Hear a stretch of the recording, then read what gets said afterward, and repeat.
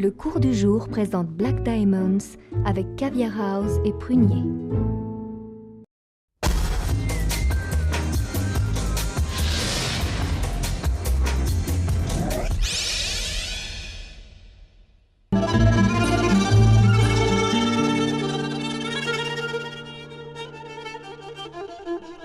En 1695, le tsar Pierre le Grand décrète que le commerce de caviar était sous son autorité exclusive.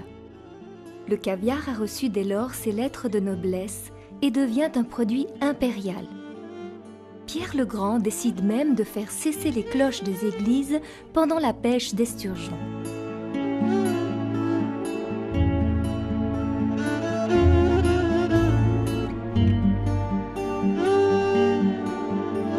C'est dans le cadre somptueux des palais de la Russie impériale, mondialement connus pour leurs murs recouverts d'or fin, que le caviar était servi lors de banquets fastueux et légendaires.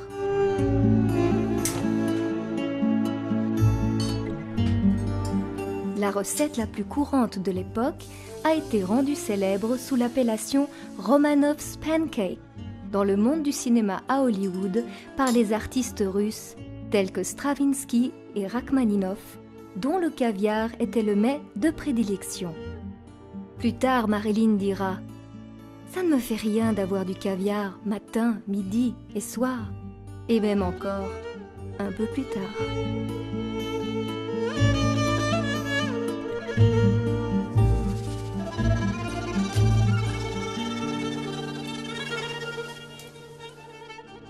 Cette recette très simple est constituée de caviar frais, délicatement posé sur des crêpes fines avec de la crème smetana, des oignons, de la ciboulette et des blancs d'œufs hachés.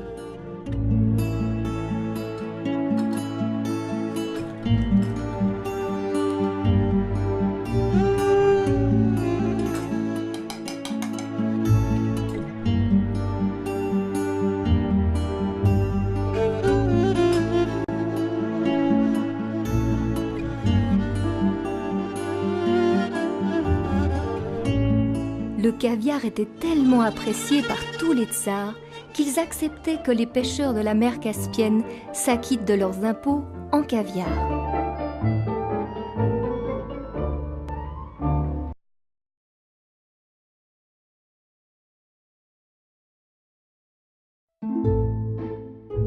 Le cours du jour présente Black Diamonds avec Caviar House et Prunier.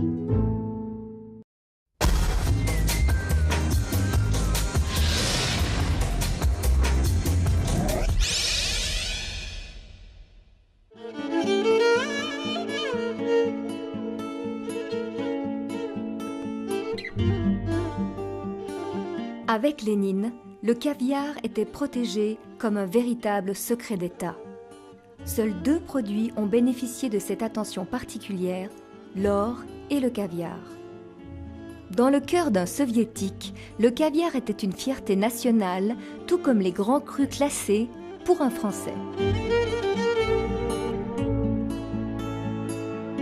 Le caviar de l'Union soviétique est devenu un véritable outil de propagande, tant sur le plan national que sur le plan international, car l'aristocratie, en s'exilant, a apporté la grande tradition impériale du caviar dans le monde entier. C'est ainsi que dans les années 50, les besoins de caviar en URSS étaient 10 fois supérieurs à la consommation mondiale. La pêche à l'esturgeon se faisait à volonté, sans tenir compte de la nécessité de la préservation de l'espèce. En URSS, et plus particulièrement chez les artistes, le caviar faisait partie intégrante de leur mode de vie pour célébrer les inaugurations, les spectacles et les fêtes. Lors d'un de mes voyages à Moscou en 1991, j'étais invité à déjeuner avec des artistes dans un petit datcha en dehors de la capitale. Mon regard fut immédiatement attiré par une grande boîte de caviar qui trônait sur la buffet.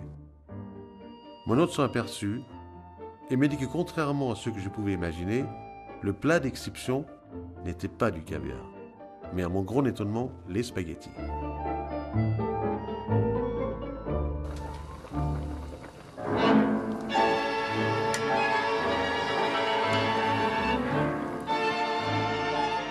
En fait, les spaghettis n'existaient pas en Union soviétique, car ils n'avaient jamais été importés auparavant.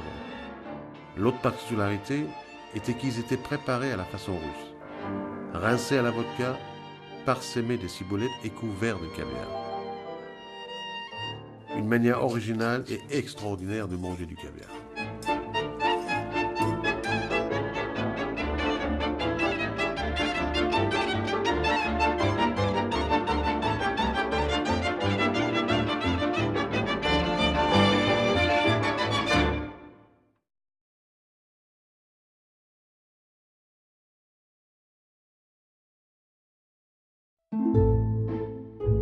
Le cours du jour présente Black Diamonds avec Caviar House et Prunier.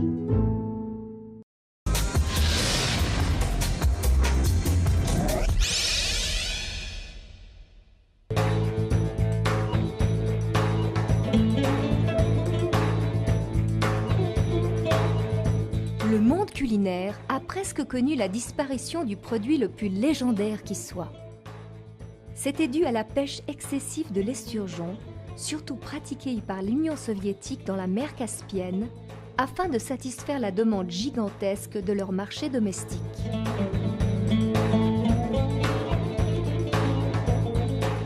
Au début des années 90, des éleveurs français qui avaient pour objectif le repeuplement des rivières françaises avec une espèce d'esturgeon indigène commencèrent à élever des esturgeons en captivité. C'est ainsi qu'ils envisagèrent pour la première fois de pouvoir produire du caviar issu d'esturgeons d'élevage. Mais il faudra encore 10 ans pour perfectionner cet art nouveau. Ce sera en 2004 que ces nouvelles manufactures de caviar produiront du caviar de qualité similaire et parfois même supérieur à celui provenant de la mer Caspienne depuis la Seconde Guerre mondiale.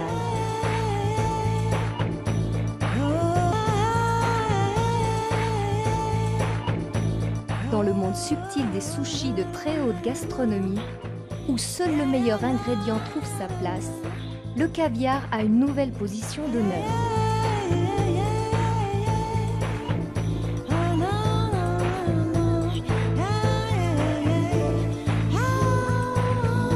Mais la fusion entre le riz japonais, la feuille de nori, le caviar ultra frais,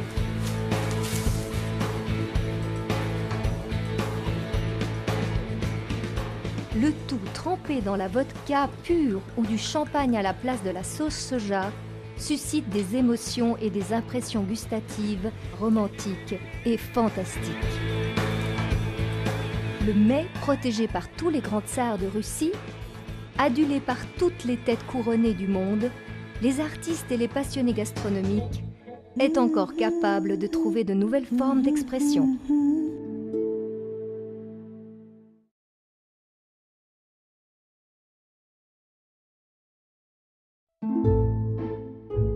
Le cours du jour présente Black Diamonds avec Caviar House et Prunier.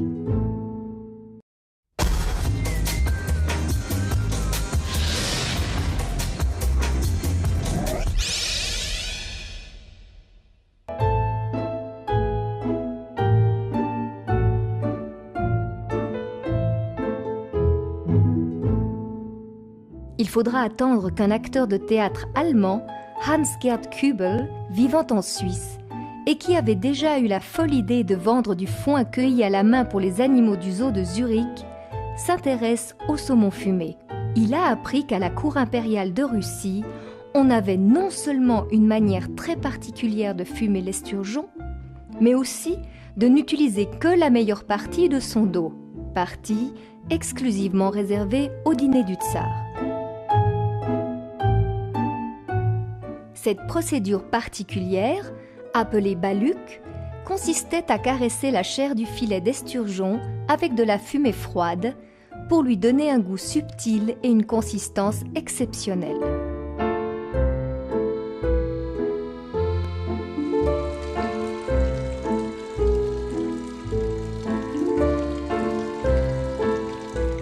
Kübel décida d'appliquer cette recette à du saumon plutôt qu'à de l'esturgeon, et il ne lui fallut pas longtemps pour construire une réplique du fumoir des tsars dans sa ferme d'alpage. Le résultat était inespéré. C'est ainsi qu'en 1984, les grands chefs de la gastronomie suisse découvrirent avec subjugation un nouveau saumon fumé qui révolutionna toute l'industrie de ce produit.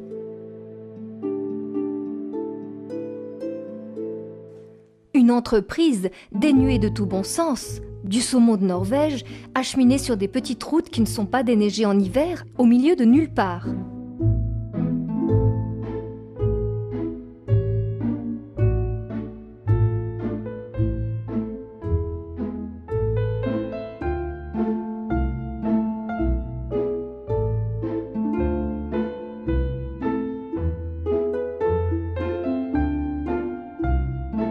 Ici, le filet de saumon est trempé dans divers sésames, noirs, blancs et au wasabi, ainsi que dans des graines de pavot.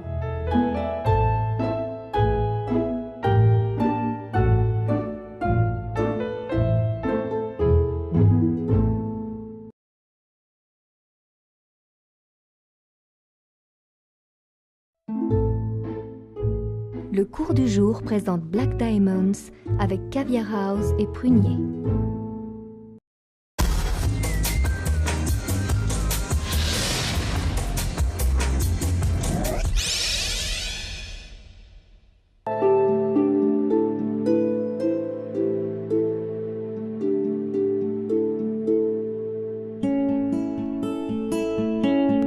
La légende veut que le riz noir de Chine se cultive près du fleuve Amour, dans la région sud du Dragon Noir depuis plus de 2000 ans.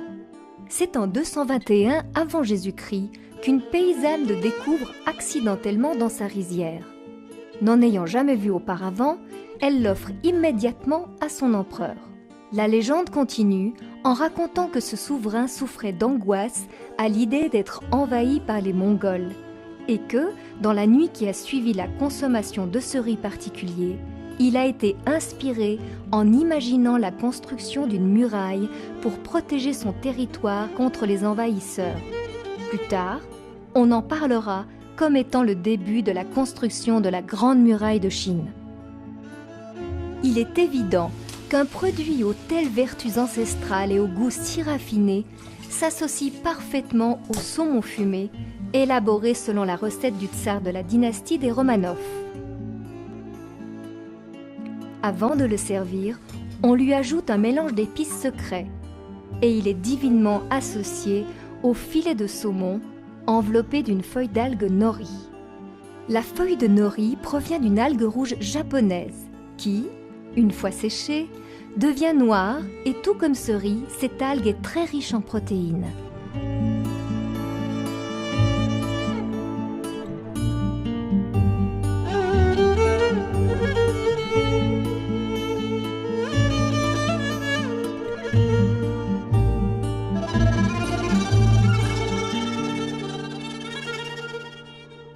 La simplicité de préparation de cette noble recette émerveillera tous les gourmets.